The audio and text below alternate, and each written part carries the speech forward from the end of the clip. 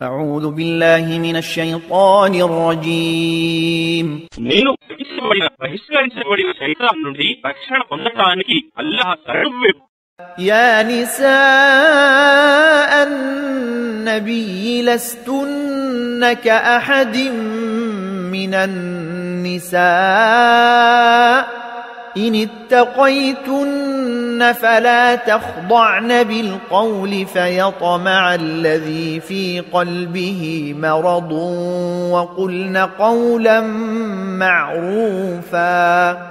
ఓ ప్రవక్త భార్యలారా, మీరు సాధారణ స్త్రీల వంటి వారు కారు.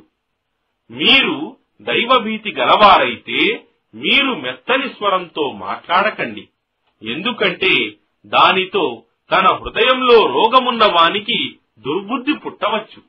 కావున మీరు స్పష్టంగా సూటిగానే మాట్లాడండి.